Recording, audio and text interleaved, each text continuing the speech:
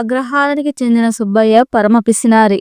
అంతేకాదు ఎప్పుడూ ఎవరో ఒకరిని మోసం చేసి ఎలా డబ్బు గుంజాలా అని ఆలోచిస్తూ ఉంటాడు. సుబ్బయ్య ఇంటి ముందు వేప చెట్టు ఉంది. ఒకరోజు ఆ చెట్టు నీడలో ఇద్దరు బాటసారులు విశ్రాంతి తీసుకుంటూ ఉన్నారు. వారిని చూసిన సుబ్బయ్య కోపంతో ఈ చెట్టు నాది, ఇక్కడ మీకేం పని, వెళ్ళండి అని కోప్పడ్డాడు. వారికి సుబ్బయ్య మాటలు వింతగా తోచాయి. అయినా గొడవెందుకులే అని మాట్లాడకుండా వెళ్ళిపోయారు. మర్నాడు ఆ ఊరి కుర్రాడు రంగడు వేప చెట్టు నీడన కూర్చున్నాడు. సుబ్బయ్య వచ్చి ఈ చెట్టు నీడలో కూర్చోవద్దు అన్నాడు. సుబ్బయ్య మాటలకు రంగడు నవ్వుకున్నాడు.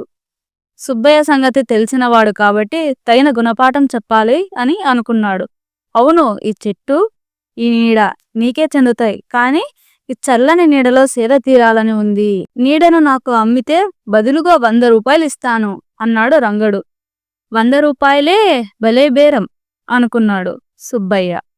సరే, మా ఊరి వాడివేగా, అలాగే కాని అని 100 రూపాయలు తీసుకొని జోబులో వేసుకున్నాడు. రంగడు కాసేపుండి వెళ్ళిపోయాడు.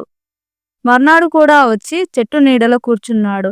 అలా కొద్ది రోజులకి చెట్టు నీడన సేద తీరడమే కాదు, సాయంకాలానికి ఆ నీడ సుబ్బయ్య ఇంటి వరండా మీదికి పోతూ ఉంటే రంగడ అక్కడికి పోయి కూర్చునేవాడు.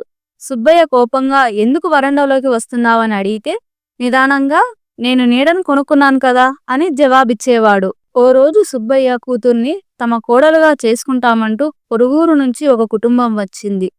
అక్కడే చెట్టు నీడన కూర్చున్న రంగడు వారితో మాటలు కలిపి భోజనానికి సిద్ధమయ్యాడు. అది గమనించిన సుబ్బయ్య రంగడిని అక్కడి నుంచి పొమ్మన్నాడు. సుబ్బయ్య ఇంటికి వచ్చిన వారు అప్పటి వరకు రంగడిని ఆ ఇంట్లో మనిషి అని అనుకున్నారు. కానీ రంగడిపై సుబ్బయ్య కోపడ్డంతో వారు ఏం జరిగిందని వివరాలు అడిగారు. రంగడు చెట్టు నీడను కొన్న విషయానికి వారికి చెప్తే సుబ్బయ్య సంబంధం వద్దనుకొని వెళ్ళిపోయారు. ఈ విషయం ఊరంతా తెలిసింది. సుబ్బయ్య సిగ్గుపడి గ్రామస్తులకు మొహం చూపించలేక కొన్నాళ్ల పాటు వీధిలోకి వెళ్ళలేదు. తర్వాత తన పిసినారి స్వభావాన్ని మార్చుకున్నాడు.